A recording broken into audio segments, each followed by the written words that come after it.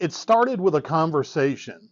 About 20 years ago, I became friends with a lady from Cuba who was a priestess in the religion of Lucumí, or Regla de Ocha, or what many of us know it as Santeria.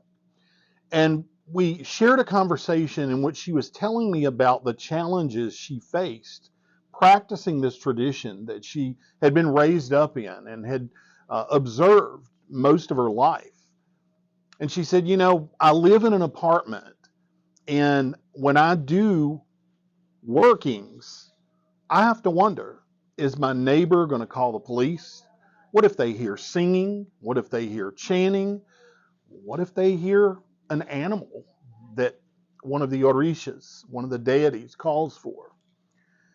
And it got me to thinking just what kind of challenges are faced in practicing her particular tradition.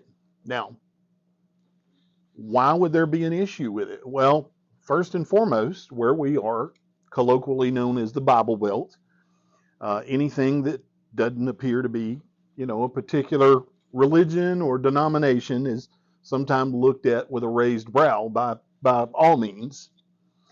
But we would find with the religion that this goes back all the way back to the 1800s. In fact, we even see reports out of Africa where Europeans came in and started destroying shrines because these were traditions that were unlike the traditions they felt should be practiced.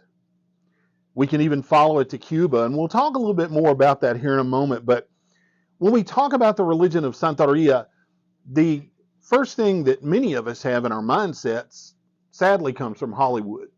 And Hollywood would have us think that the religion is this savage, unorchestrated, unorganized tradition when nothing could be further from the truth. As with most African traditional religions, there is a focus on the wisdom of ancestors. So in the beginning of ritual, there will be attention paid to the Egun. These are the ancestors. These are the ones that have gone before us. And there's actually a saying in the religion that the dead come before the saint. And this is honoring the ancestors, seeking that wisdom and seeking that guidance before calling on the orishas. The religion's focus is on getting to know these particular deities, the orishas. And each one of them speaks to a particular aspect of humanity, a particular aspect of nature. For example, if you're seeking peace, you might want to go to Obatala, the father of purity, the father of the orishas, represented by items that are white.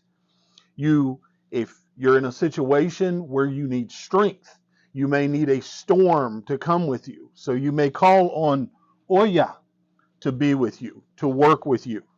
Or if you're seeking to find justice, you may call on Jango over in the far corner, represented by the tiger and the red and white imagery there. Many people come to the religion through healing.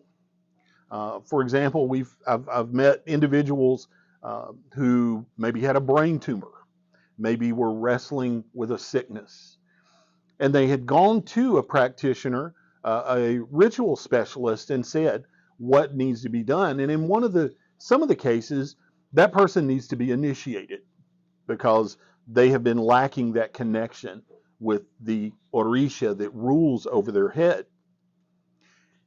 And so they may receive these three deities known as Los Guerreros, or the warriors. They are Elegua, Ochosi, and Ogun. And these are guardians of the life of your residents. Now, when Santeria was in Cuba, we would think that because this is sort of the incubator where Santeria started to flourish as we know it today, that there would be that it would be accepted. However, we found that to not be the case by any means. In fact, after the Mariel boat lift where there were thousands of Cubans that came to the United States, the majority being non-criminal, just good folks. Then all of a sudden you had these newspaper articles coming out in places in Miami talking about this, quote, Cuban voodoo and this violence from, quote, Cuban voodoo criminals.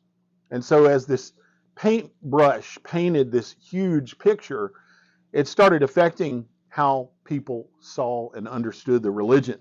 In fact, Hollywood picked up on this. In the 1980s, TV shows like Miami Vice would feature drug runners packing drugs into statues of sacred deities, like these images of Jango. And so there became this thought that the religion is, one, a religion of drug dealers, a religion of criminals, a religion of deviancy. And so in the background, the religion has had to survive, in many cases secretly, particularly here in the region we know as the Bible Belt. Communities, in many cases, have had to practice out of the earshot of the rest of society in order to protect tradition, in order to be able to honor tradition. And so initiation into the religion looks at that dedication to that particular deity. This is a new initiate into the religion, and for a year she is wearing white and has to have her head covered. What was fascinating is seeing the various taboos that you are given in your instruction of when you are initiated. Perhaps you can't eat specific foods. Perhaps you need to mind specific health aspects of your life. When one particular ceremony, when there was a life reading done for an individual, there were specific aspects relating to possible heart trouble, possible blood pressure issues. There were even a list of things to avoid, whether it be alcohol, tobacco, or different things. And so, as opposed to what Hollywood would have us believe, the religion has a system of ethics. The religion preserves humanity and preserves nature. In the religion, we see a number of practices pertaining to health. One of the most important aspects of the religion is the use of herbs. Herbs are administered under the guidance of the Orisha Osain, who is the Lord over the forest. And Osain provides various ways to utilize medicine in both a biological manner and a spiritual manner. I was able to spend about 3 years with this particular spiritual house, and eventually was able to go to Cuba with them to see the house that they had come from. And when I arrived, one of the first things that one of the priests, the Santeros, shared was some of the local plants that are used in different spiritual workings. And again, with that focus on health, we would see not only people being initiated into the religion, utilizing herbs in the religion, but also going to the Orishas for help. This is a shrine for Elegua, and this particular shrine was set up by a child of Elegua, a daughter of Elegua. And she had been having some skin issues. There were some bumps that had appeared on her skin, some irritation on her skin. And so she had gone to Elegua and given Elegua a squash. And she went to Elegua, prayed to Elegua, and on a regular basis would call on Elegua. And one day she found that her skin had cleared up. She also found that on the squash she had given Elegua, there were patterns on the squash that matched the patterns on her arm where that skin was, where that sickness was on her arm. So the Orishas are relied upon on a daily basis, not just let me go just now and then and call on this particular Orisha, but there is a daily reliance on the Orishas. I was sharing with you a little bit about the life reading that one of the initiates received, and this was a very intense ceremony that took place over several hours when we were in Cuba. And there were a gathering of priests and priestesses there doing divination, because divination in the religion is always opening the doorway to a new movement, a new pattern of behavior, something new in life. And so divination in the religion provides wisdom from the Orishas. As an anthropologist, my biggest questions were, what kind of challenges do communities face here in the South versus the kind of challenges they may face in Cuba? How did that differ? How was that similar? One of the aspects that we were able to identify as far as a beautiful cultural aspect were aspects related to gender. Women in the religion are very powerful figures. And it was beautiful to see you would be in a particular environment where, let's say, an attitude of machismo was very strong in a particular area. But you would find women, you might find a 15-year-old who had been in the religion for several years. And she would just emit this strength and call for respect from men twice and three times her age. The religion is very empowering as it focuses on gender aspects. Now, when we talk about the religion, particularly here in the West, one of the first things that sort of brings up controversy is the aspect of the use of animals in ceremonies. Now, to a lot of us, this is a very sensitive area. And so I just want to share this aspect with you. You know, Hollywood would have us believe that the use of animals in particular spiritual traditions many times is this willy-nilly, unorganized, somebody going and stealing a cat out of someone's yard, or someone going and randomly just killing a chicken and it not having any nomenclature to it. Let me tell you, in the religion, this particular aspect, one, culturally, as we look at African traditional religions, we need to understand the context in which this grew from. In Africa, the use of animals in ceremonies is a tradition. And when you're in Africa, you might find a family in a community, one of the areas I worked in East Africa, where the only thing the family had for any kind of sustenance was maybe a chicken or a goat. So let's say a storm comes to that community and it destroys everyone but this particular family's home. Well, what can I give that particular deity, that particular spirit that is most important to our family?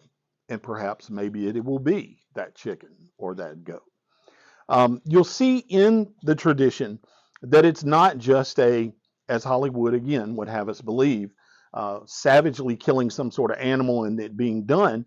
There's actually what we might liken to a telephone conversation that occurs between those involved in the ritual, where there's an asking to the deities, is this what you want? Do you want more? Did I do enough? Is there something we should do differently? And this conversation, which in this particular ceremony started out and was going to be about an hour, ended up being almost 9 hours, because there was a lot of things going on in this particular ceremony. Now, we talked in the beginning about the use or the observance of ancestors. There is a heavy influence in many communities that came from European Espiritismo. And in this, we will see the use of altars set up in homes known as the boveda. And the boveda is typically to honor those who have passed, those who are no longer with us in this particular realm.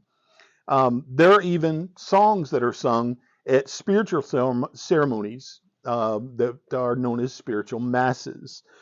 This is just a brief portion of a song that is sung to call down angels at one of the masses. Oh divina protección, oh divina protección, sea guía de nuestra misión, oh divina protección a la tierra, ven qué linda coloración. Eso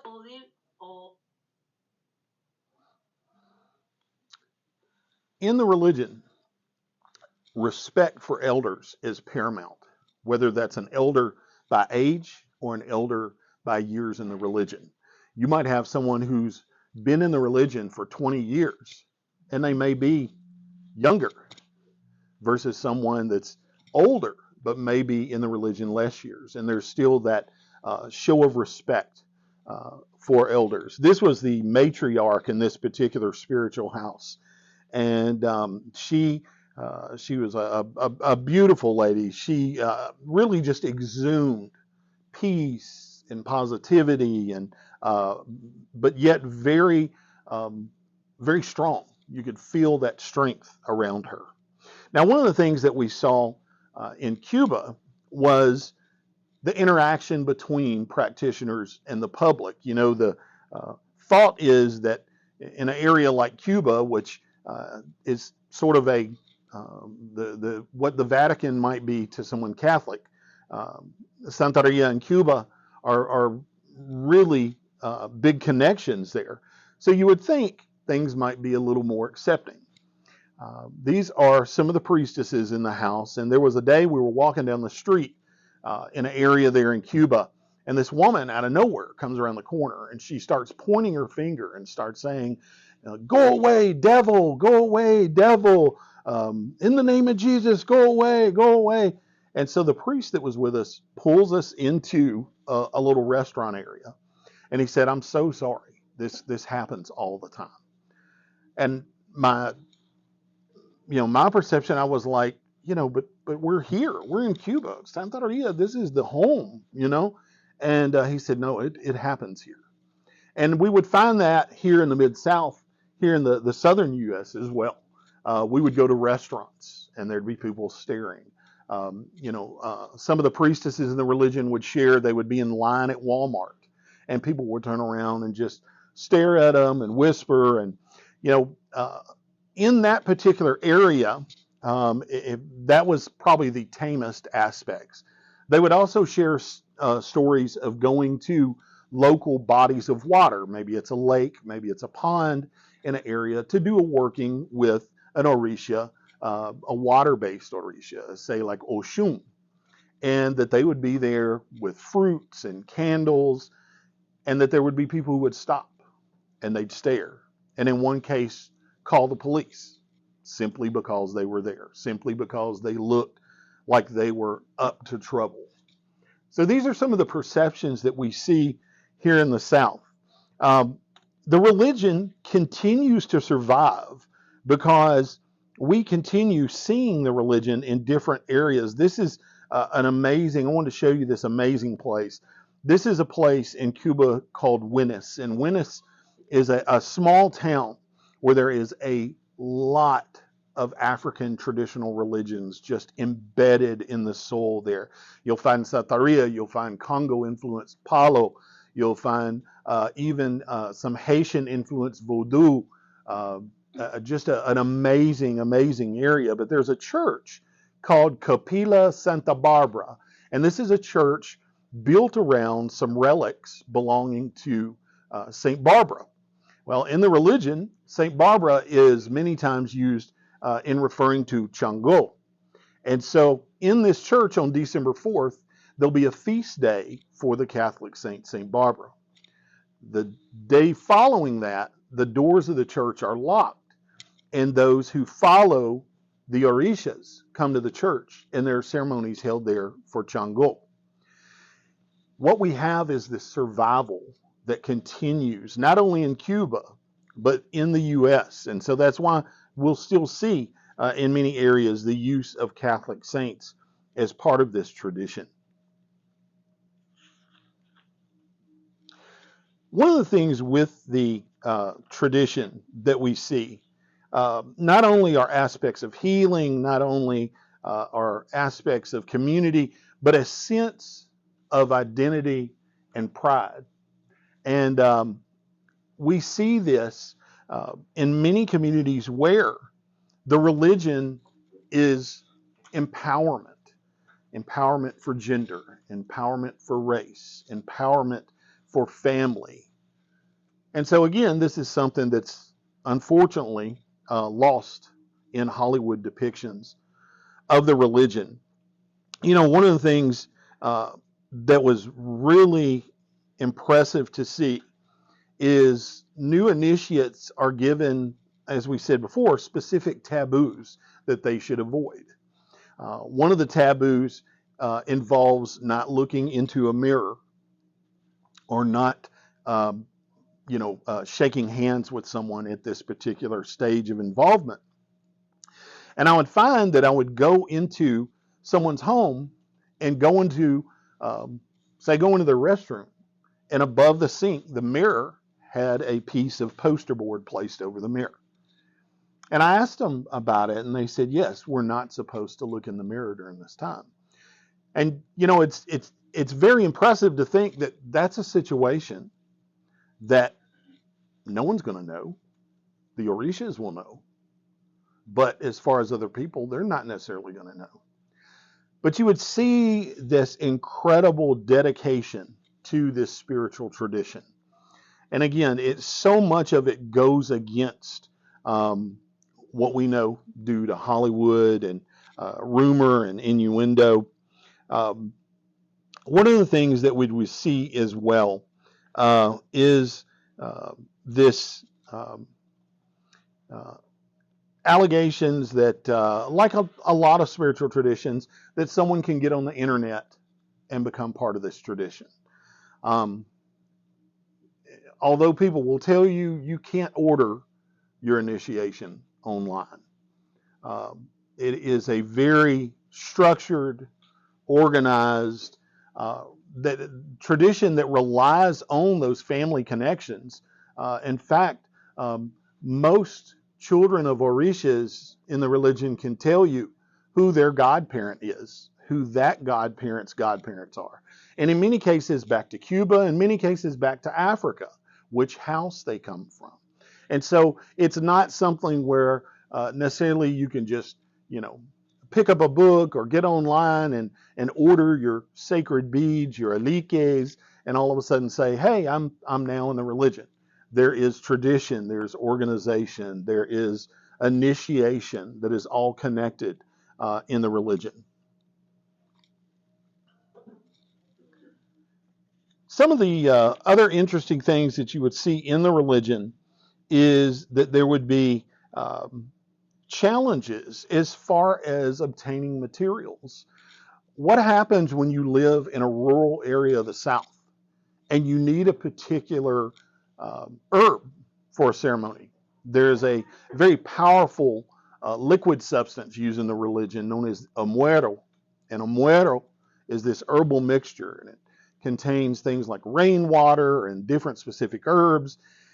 And it's blessed, it's made sacred and used in various ceremonies. We watched one day a young man whose family had a spiritual working put on their family that was causing physical illness. And so they had gone to my friend, the Santeria, and said, we need some help.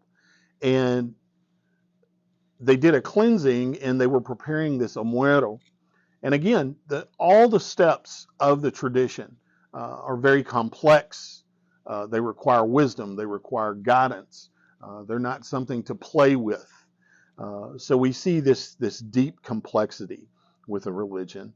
And so as we look at sort of some closing aspects with this, one, I think it's important that we look at the religion in context. Again, there's aspects of the religion, whether it be animal sacrifice or whether it be transpossession, that are usually seen as very controversial because they're typically sensationalized in Hollywood.